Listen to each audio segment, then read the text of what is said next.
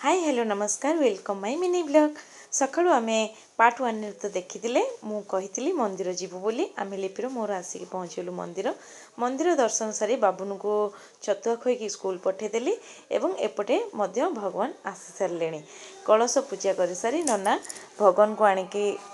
ऊपर स्थापना कले एवं समस्त बंधुबांधव मध्य आसले देईमा आसी पहुँचले मु देईमा को टिके अलता लगे दूची जेहेतु घर खुशी मुहूर्त समस्त बहुत खुशी अच्छा ये मो बो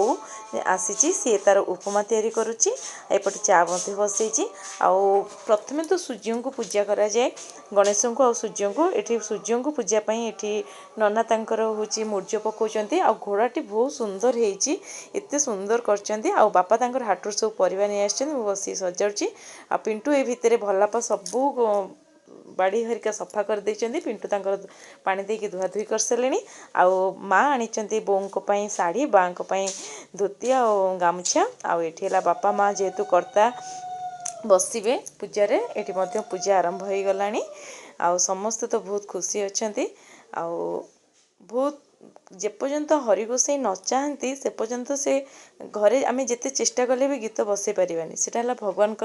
ये आउ से दिनटी आज आसिक आम घरे पहुँची से समस्ते खुशी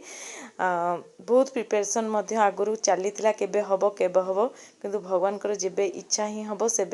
ही पूजा हो पार ताहा आज संभव हो पारी देईमा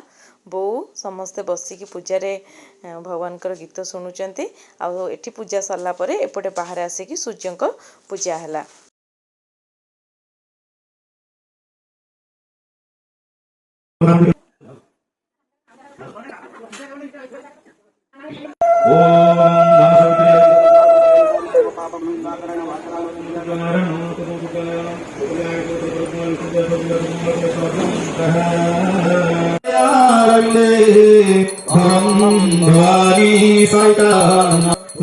एठी रोसे हो बोली आमे सानमांकर मोर एठी इटा बोइक नहीं आसिलुनु नना जेहेतु आसलेनी रोसे करिवे एवं परिया मध्य कटा सरलानी आज होची अरुआ डालमा और टमाटो खटा